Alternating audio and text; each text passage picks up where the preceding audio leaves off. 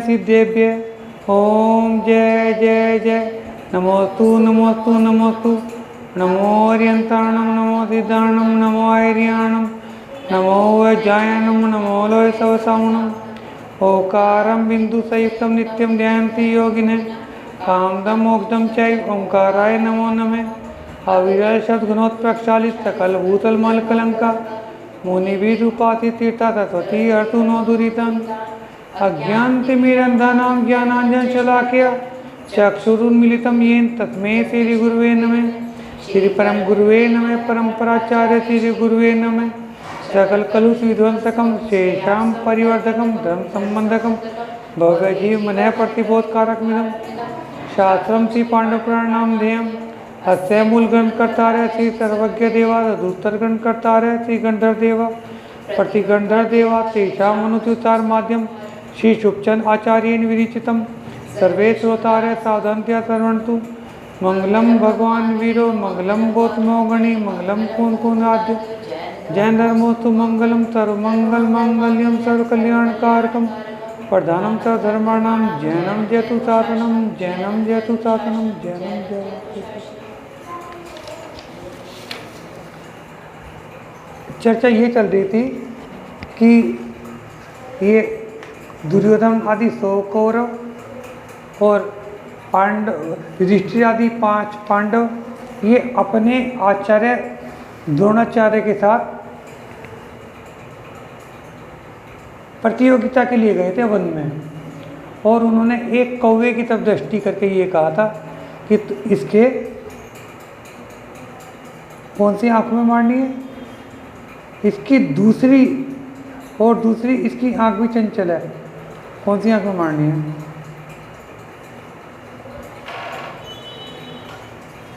दाहिनी आंख को लक्ष्य करके इसमें मारनी कौवे, ठीक है ना। तो कोई भी नहीं कर पाया। उनको इस प्रकार चुपचाप देख चाप विद्या, चाप का मतलब धनुष, धनुष विद्या विशारद और लक्ष्य को भली भांति जानने वाले द्रोण गंभीर वाणी में पांडव कौरव से बोले कि यदि तुम मेरे से कोई इसे बेचने को तैयार नहीं है तो लो मैं ही इसको बेचता हूँ। यह कहकर उन्होंने धनुष पर संपूर्ण बाण चढ़ाकर जो ही कौवे की दाहिनी आंख की ओर संधान लगाया, दृष्टि बांधी, त्यों ही उन धनुर्धर गुरु को प्रणाम कर धनुष के संधान में बुद्धिमान धनुर्धर धनंजय अर्जुन बोल उठा, हे धनुष विद्या विशारद गुरु पुंगव, इस लक्ष्य को भेदने के लिए तुम सर्वथा समर्थ हो, फिर तुम्हारे भेदने में आश्चर्य ही क्या है। हे तादपाद, इस समय आपका यह लक्ष्य भेद करना ऐसा है जैसे सूर्य को दिया दिखाना और आम पर बंदरवार बांधना या कस्तूरी को चंदन की धूप से सुगंधित करना। भावार्थ यह है कि जिस तरह सूर्य को दिया दिखाना शोभा नहीं देता, उसी तरह से लक्ष्य भेद आपको शोभा नहीं देता। और एक बात यह भी है कि मुझ तरीके आपके ही धनुर्धारी विद्यार्थी उपस्थित रहते आपको यह काम करना युक्त तो नहीं मालूम पड़ता।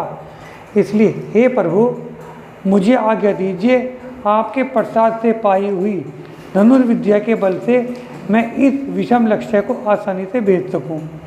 यह सुन द्रोण ने गौरवशाली अर्जुन को लक्ष्य भेदने के लिए आज्ञा दी। अर्जुन भी उसी समय हाथ में धनुष लेकर वहां जाकर अचल होकर बैठ गया जहां से उसे लक्ष्य भेद करना था। उसके बाद धनुष पर डोरी चढ़ाकर उस यशस्वी ने वज्र जैसी गर्जना की। कौवा बहुत ही चंचल था, वह क्षण गर्दन को इधर उधर मोड़ता था, उसके नेत्र भी चंचल हो रहे थे। ऐसी स्थिति में उसकी दाई आँख को भेद पाना कठिन था, परंतु फिर भी अर्जुन ने उसे लक्ष्य बनाकर उसको अपने मन और बुद्धि को लगा दिया। उसने इस इच्छा से कि कौवा मेरी ओर नीचे देखे, फिर धनुष का शब्द किया जिसे कौवा उसकी ओर मुंह नीचे करके देखने लगा। इतने में ही उसे लक्ष्य भेद कर पूर्ण विद्वान अर्जुन ने अतिशीघ्र उसकी दाहिनी आंख को भेद दिया।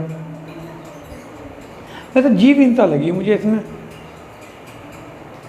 उसकी इस सफलता को देखकर द्रोणाचार्य और कौरवादी चाप विद्या विशारद अर्जुन की मुक्त कंठ से प्रशंसा करने लगे। वे बोले, बहुत से धनुर्धारियों को देखा, परंतु ऐसा धनुर्विद्या निपुण अभी तक कोई देखने में नहीं आया। अर्जुन, तुम धनुर्विद्या में पारंगत विद्वानों में भी श्रेष्ठ विद्वान हो। अब गुणी और गुणग्राही तुमसे बढ़कर कौन होगा। इसके बाद वे सब अर्जुन की इस सार्थक कीर्ति कहानी को कहते सुनते हुए अपने अपने घर चले गए। परंतु अर्जुन के इस निर्मल बल को देखकर कौरव के हृदय बहुत दुखी हो रहा था। एक समय शत्रु विध्वंसक कौरवों को ये लगा था कि अभी तक तो भीम से निपटना मुश्किल हो रहा था, अब अर्जुन और आ गया। एक समय शत्रु विध्वंसक समर्थ अर्जुन धनुष बाण हाथ में लेकर वन को गया। वहाँ बहुत से हिंसक सिंह, व्याघ्र आदि जीव जंतु द्वारा लोगों को जो आपदाएं हो रही थी उन्हें दूर कर वंचर हिंसक जीवों को डराता हुआ घूमता फिरता एक गहन स्थान पर पहुंचा। वहाँ उसे सिंह की तरह उन्नत कुत्ते के मुंह में बाणों को बंधे हुए विधा हुआ देखा। एकलव्य वाली कहानी आ गई। उसे देखकर वह सोचने लगा, इससे बाण चलाने वाला कोई मनुष्य तो दिखता नहीं। फिर इस प्रचंड कुत्ते के मुंह को इस तरह से बाणों से किस धनुर्विद्या विशारद ने भेज दिया है? अर्जुन ने। ये काम तो एकलव्य का करा हुआ है ना। दूसरी बात ये कि शब्द वेद जाने के बिना कोई ऐसा काम भी नहीं कर सकता। यहाँ तो शब्द वेद के ज्ञाता होना बड़े ही आश्चर्य की बात है, क्योंकि शब्द वेद के कारण ही मेरे गुरु महान पंडित द्रोण को सभी धनुर्विद्या विशारद मानते हैं। मतलब आवाज़ के जहाँ आवाज़ हो रही है वहाँ पे वेद ना, वहाँ मेरे ख्याल से द्रोणाचार्य के अलावा हो सकता है कोई ना कर पाता हो। और वहाँ पे कुत्ते ने बोला तो शब्द जहाँ से आ रहा वहीं पे तीर पहुँच गया। वो भी कई तीर है। हाँ, और जिससे कुत्ता ना मरे, साथ में कुत्ता मरे भी ना, केवल कुत्ते का मुंह बंद है। एक साथ बहुत सारे तीर घुसाए, अब कुत्ते को नुकसान ना पहुँचे।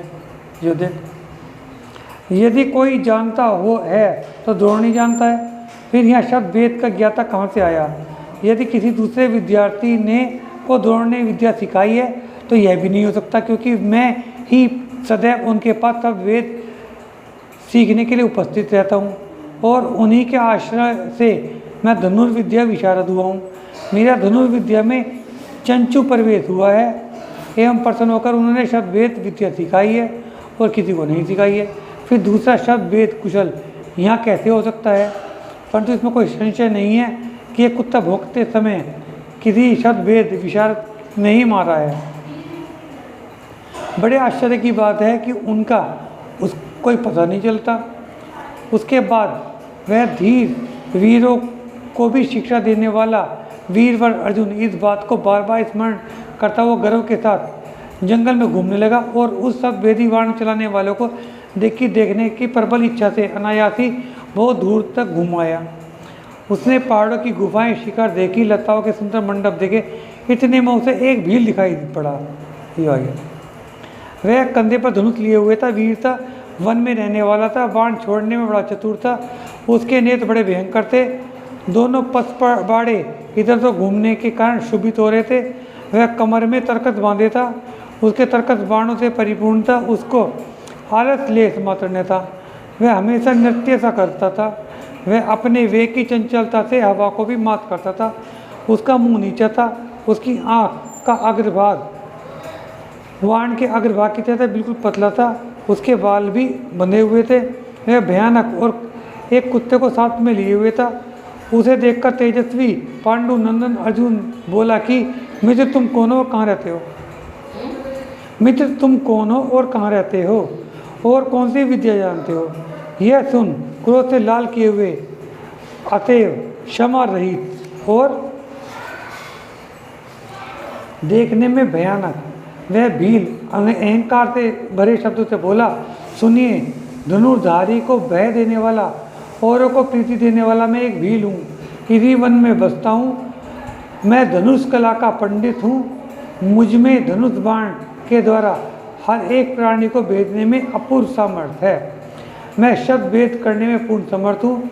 मेरे समान लक्ष्य भेद करने वाला पृथ्वी की पीठ पर और कोई नहीं है, और तो और क्या, मेरी भुक्ति देखकर ही बहुत से तो प्राण त्याग देते हैं। उस धनुर्धर भील के ऐसे पराक्रम को सुनकर अर्जुन बहुत प्रसन्न हुआ और उसने पूछा कि हे शब्द वेद निपुण, उस सिंह के तुल्य कुत्ते को क्या तुमने ही अपूर्व बाण विद्या के बल से मारा है? भीम बोला, हे सुंदर स्रोतों वाले काम की मूर्ति, आप मनोरथ सिद्धि के साधक, सुंदरांग और कमल जैसे नेत्रों वाले, कमला लक्ष्मी के आल्य, सुंदर कामिनी के द्वारा वांछनीय कर्तव्य परायण और भांति भांति की कलाओं के केली के स्थान दिख पड़ते हो। अतः मैं अपनी कृति जो आपसे कहता हूँ, आप ध्यान देकर सुनिए। वह यह कि मैं शांत चित्त से कहीं जा रहा था, इतने में मैंने उस कुत्ते का भयानक शब्द सुना। सुनकर मुझे रंज सा हुआ और ऐसी अवस्था में मैंने उसका बाण द्वारा काम तमाम कर दिया। भील की इस बात से उस शब्द वेदी जानकर कौरव गणी अर्जुन को बहुत आश्चर्य हुआ और उसने शोभाविहीन उस लोभी उस भील से पूछा कि रात बताओ कि तुमने ये शब्द वेदिनी उत्तम विद्या कहाँ से सीखी? देखो, यह अक्षरशः सत्य है कि उत्तम विद्या का उत्तम फल मिलता है, या यूँ कहिए उत्तम विद्या उत्तम फल देती है। ऐसी उत्तम विद्या को देने वाला कौन अपूर्व पंडित तुम्हारा गुरु है? इस समय तो शतवेदी विद्या सिखाने वाले गुरु कहीं दिखाई नहीं देते। अर्जुन की ऐसी युक्ति संगत बातों को सुनकर मुस्कुराता हुआ कृतज्ञ और सुकृति भील बोला, शत्रु समूह के ध्वंसक द्रोणाचार्य मेरे सदगुरु हैं और उन्हीं के प्रसाद से मैंने उत्तम विद्या पाई है। उस समय यह विद्या उनके सिवा और किसी के पास नहीं है, अतः इस विद्या की विधि बताने वाले वही मेरे गुरु हैं और कोई नहीं है।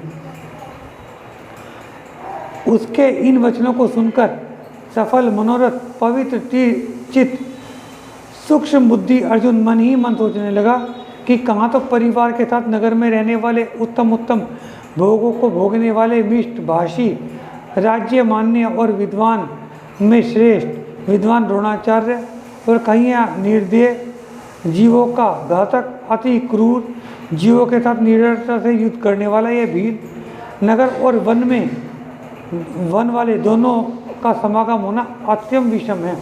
देख, थोड़ी सी बात मैं बताऊं इसमें क्या बात आई। इसके अंदर मेन बात यह है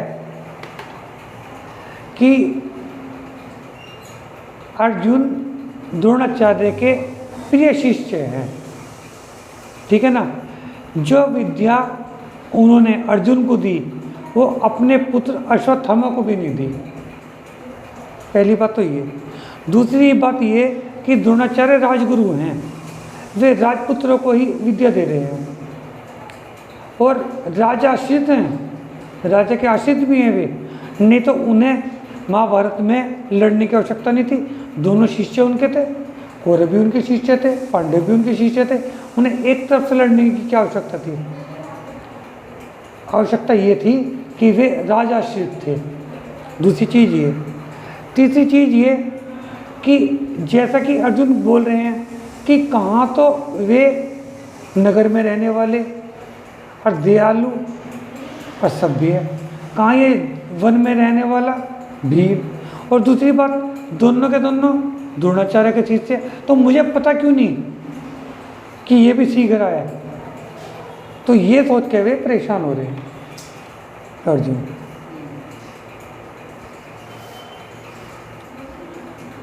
समागम होना अत्यंत विषम है। जैसे कि पूर्व समुद्र में छोड़ी गई सैल और उत्तर समुद्र में छोड़े गए जुआ का समागम कठिन होता है। एक समुद्र के अंदर एक उत्तर में चीज़ डाल दी और एक दक्षिण की तरफ डाल दी, फिर सोचने लगा कि आपस में मिल जाएंगे।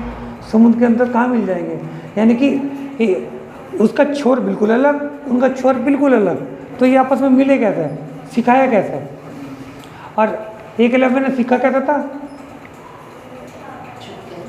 नहीं, मूर्ति बना के सीखा था।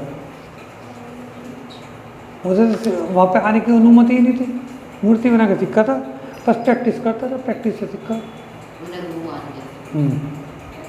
इसके बाद अर्जुन ने उस किरात से कहा कि तुम उत्तम गुणों के शिष्टों से भी गरिष्ठ उस द्रोण गुरु को कहाँ देखा? पूछ रहे हो?